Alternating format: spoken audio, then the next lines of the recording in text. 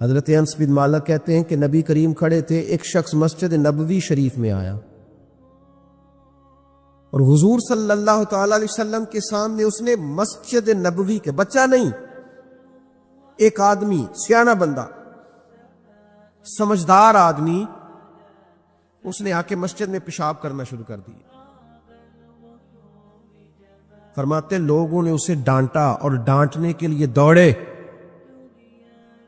میرے محبوب علیہ السلام کھڑے تھے، حضور کی طبیعت پر میں نے کوئی تبدیلی نہیں دیکھی، محبوب کھڑے رہے اور کھڑے کھڑے حضور نے فرمایا ٹھہر جاؤ، اب اسے روکو نہ، اس لیے کہ کسی شخص کے لیے پیشاب روکنا ایک بہت مشکل کام ہے۔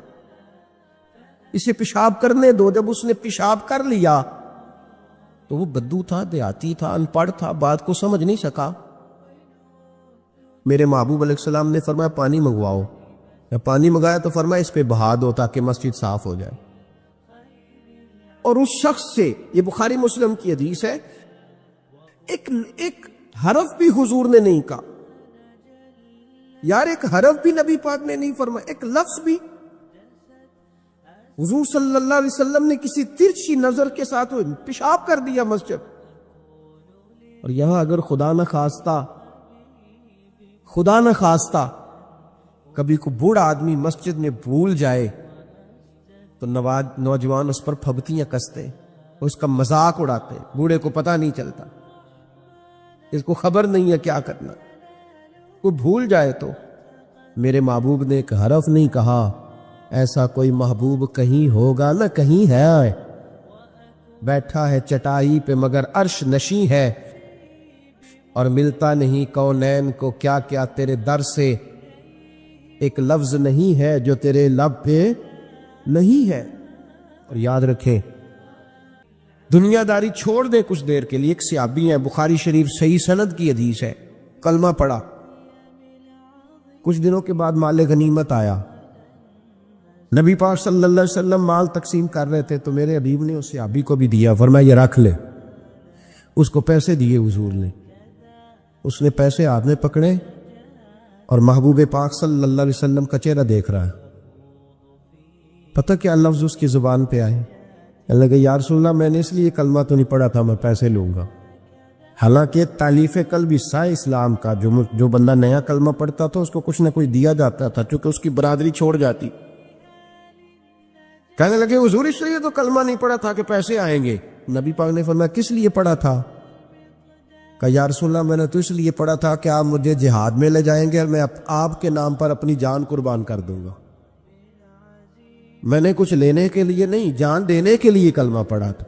تو حضور میرے لیے مہربانی فرمائیں، مجھے آپ یہ دنیا داری مال ہی مال۔ حضرت میاں شیر محمد شرف خوری رحمت اللہ علیہ کی وہ بات میرے دل کو چھو جاتی ہے۔ ایک آپ سے شخص آ کے کہنے لگا حضور میں پہلے غریب تھا فلاں جگہ میں نے، ہاں یہ بات بالکل درست ہے کہ شیخ جو کامل ہوتا ہے وہ دعا کرتا ہے اللہ کی بارگاہ میں، یا اللہ یہ میرے پاس آیا تو اسے کوئی کمی بھی نہ رہے، کوئی بھی نہ رہے۔ یہ تو اس کی اپنی درویشی ہے نا کہ وہ یہ بات کہے۔ میرے نبی پاک علیہ الصلوۃ والسلام نے فرمایا جس نے دین اس لیے سیکھا کہ دنیا کمائے گا، جنت کی خوشبو بندہ بھی جنت سے 500 سال دور ہوگا، یعنی ابھی اسے 500 سال وہ سفر کرے گا تو جائے گا۔ فرمایا اتنی دور بندہ ہوگا تو جنت کی خوشبو اسے پہلے آنے لگے گی، لیکن جس بندے نے دین اس لیے سیکھا کہ وہ اس سے دنیا اکٹھی کرے گا اسے تو اللہ جنت کی خوشبو بھی عطا نہیں کرے گا۔ تو یاد رکھیں دنیا داری بہت سارے نقصانات کی جڑ ہے۔ پیسے کی طلب، پیسے کا پیار، الہاکم التکاثر حتی زرتم المقابر۔ اللہ فرماتا ہے تم اتنے دنیا داری کے پیچھے لگے کہ بالآخر قبر تک پہنچ گئے پر تم نے دنیا داری نہیں چھوڑی۔ مثال میرے محبوب کی اگر آپ مثال کو سمجھے تو کمال ہو جائے۔ نبی پاک صلی اللہ علیہ وسلم حضرت جابر بن عبداللہ رضی اللہ تعالیٰ عنہ کے گھر سے نکلے تو ایک بکری کا بچہ مرا ہوا پڑا تھا۔ ایک ذبح ہوتا ہے، ایک مر جاتا ہے، مرا ہوا پڑا تھا بکری کا بچہ روڑی کے ڈھیر پہ۔ حضور نے صحابہ کے دلوں میں نقش کرا دی بات، بکری بچہ مرا پڑا تھا تو حضور وہاں رک گئے رک کے میرے محبوب پاک صلی اللہ علیہ وسلم نے فرمایا میرے غلاموں بتاؤ تو صحیح، ادھر آؤ بھائی، ٹھہر جا، تو بھی آ تو بھی آ تو بھی آ۔ صحابہ کو بلا لیا، کہاں؟ بکری کا بچہ کیا ہوا تھا؟ اس کو مر گیا تھا، بکری کا بچہ مر گیا۔ حضور نے بلایا، کھڑا کیا، فرمایا یہ بتاؤ اس مرے ہوئے بکری کے بچے کی جو اس کا مالک تھا اس کی نظر میں کیا قدر ہے، کیا قیمت ہے اس کی نظر میں؟ یہاں روڑی کے ڈیر پہ پھر سمجھیے بات کو، مثال کو سمجھیے۔ نبی پاک صلی اللہ علیہ وسلم نے فرمایا یہ مرا ہوا پڑا ہے، یہ مرا ہوا پڑا ہے بکری کا بچہ، یہ تمہارے سامنے، بتاؤ اس کا جو مالک تھا اس کی نظر میں اس کی کیا قدر ہے؟ عرض کی یا رسول اللہ صلی اللہ علیہ وسلم کوئی قدر ہوتی تو بیچارہ روڑی کے ڈھیر پہ ہوتا، کوئی قدر نہیں، صفر ہے۔ کیا انداز ہے، کیا تشبیہ ہے، کیا سمجھانے کا۔ محبوب سمجھایا نہیں کرتے تھے، بات پلا دیا کرتے تھے، نقش ہو جاتی تھی دماغ، نقش کر دی میرے محبوب نے، بات سمجھائی تو نقش کر دی۔ فرمایا میرے غلاموں یہ اس کی کوئی قیمت نہیں تھی تو تب روڑی کے ڈھیر پہ پھینک دیا نا اسے مالک نے۔ فرمایا اگر اللہ کی نظر میں دنیا کے مال کی اتنی بھی قیمت ہوتی جتنی مرے ہوئے بچے کے مالک کی اس کی نظر میں قدر ہے، اتنی بھی قیمت ہوتی، اور پھر بات آگے بڑھائی، فرمایا یہ تو پھر بکری کا بچہ ہے نا، اگر اللہ کی نظر میں دنیا کے مال کی قدر اور قیمت مچھر کے پر کے برابر بھی ہوتی تو خدا کبھی کافر کو ایک گھونٹ پانی کا بھی نہ دیتا کہ تو مجھے مانتا نہیں اور میں تجھے دنیا دوں، میں تجھے دوں۔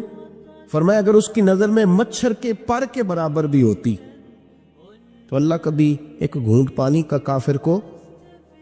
میں کہتا ہوں یار جو چیز اللہ نے نہ ماننے والے کو دی ہے، منکر کو دی ہے، تو اس کے لیے دعائیں کر رہا ہے۔ مسلمان کی سوچ کے خلاف ہے یہ بات، یہ قرآن کی فکر کے خلاف ہے کہ اپنی فکر کرو، برما کے لیے، کشمیر کے لیے، فلسطین کے لیے بات نہ کرو، اپنی فکر کرو۔ یہ قرآن کی سوچ کے خلاف ہے، یہ قرآن کے پیغام کے خلاف ہے۔ اس لیے کہ اگر صرف اپنی بات ہوتی تو آمنو اور عاملوا الصالحات پہ بات ختم ہو گئی ہوتی، پھر بات آگے نہ چلتی۔ جب کہا گیا وتواصوا بالحق، حق بات کی تلقین کرنی ہے، اگر بات صرف اپنی ذات کی ہوتی تو ٹھیک ہو گیا تھا، نماز پڑھی، روزہ رکھا، حج کیا، ختم ہو گئی۔ لیکن میرے نبی پاک صلی اللہ تعالی علیہ وسلم نے ارشاد فرمایا ایک بستی میں 2 3 4 نیک لوگ رہتے تھے۔ میرے پیارے کریم رسول فرماتے ہیں 3 4 بڑے پرہیزگار، متقی، صاف ستھرے صوفی صاحب، درویش صاحب، علامہ صاحب، بڑے جو کہتے تھے بالکل جی میں کوئی بات نہیں کرتا، کسی بادشاہ کو نہیں چھیڑتا، میں تو بس لوگوں کو اللہ اللہ بتاتا ہوں، میرا کوئی تعلق نہیں، کوئی مرے کوئی جیے، بڑے نیک صاف ستھرے پرہیزگار۔ باقی ساری بستی گناہ کرتی تھی۔ نبی پاک علیہ السلام فرماتے ہیں رب کریم نے کچھ عرصے تک مہلت دی، پھر مشیت خداوندی، اللہ کا قانون حرکت میں آیا تو کہا جبریل ساری بستی تباہ کر دو، تباہ کر دو۔ اللہ مہلت دیتا ہے، رب کریم نے فرمایا جبریل انہیں تباہ کر دو۔ تو حضرت جبریل امین علیہ السلام نے عرض کی مولا وہاں تو تیرے 3 4 بڑے نیک بندے بھی رہتے ہیں، بڑے پرہیزگار، سچ بولنے والے، دیانتداری والے، حاجی صاحب، نمازی صاحب، صوفی صاحب، پیر صاحب، بڑے خوبصورت، ان کا کیا کریں؟ میرے محبوب پاک علیہ السلام فرماتے ہیں رب کریم نے فرمایا سب سے پہلے انہیں تباہ کرنا، سب سے پہلے انہیں سب سے پہلے، اور الٹ دو بستی، پہلے ان کا نمبر لگاؤ۔ یا اللہ ان کی کیا غلطی ہے؟ تو غلطی سن لیں، غلطی یہ ہے کہ انہوں نے 2 صفتیں پیدا کی ہیں، اگلی 2 پیدا کیوں نہیں کی؟ الا الذین آمنوا وعملوا الصالحات پر روک کیوں گئے، آگے کیوں نہیں بڑھے؟ اللہ کریم نے فرمایا جبریل دیکھو نا، میری نافرمانی ہوتی رہی اور ان کے چہرے پر کبھی شکن تک نہیں آیا، لوگ میرا قانون توڑتے رہے، انہیں کبھی برا ہی نہیں لگا، گناہ دیکھ کر کبھی خیال ہی نہیں آیا بدلنے کا۔ لیکن اگر اسلام سے پہلے وطن آ گیا تو اقبال کہتے ہیں ان تازہ خداؤں میں بڑا سب سے وطن ہے، اور جو پیرہن اس کا ہے وہ مذہب کا کفن ہے. فرماتے ہیں جو وطن اوڑھ لیتا ہے اس نے اپنے مذہب کو دفن کر دیا. سب سے پہلے پاکستان نہیں، سب سے پہلے رسول اللہ کا دین ہے، سب سے پہلے قرآن ہے، سب سے پہلے نبی پاک کا فرمان ہے، سب سے پہلے امت مسلمہ ہے. ان تازہ خداؤں میں بڑا سب سے وطن ہے، جو پیرہن اس کا ہے وہ مذہب کا کفن ہے.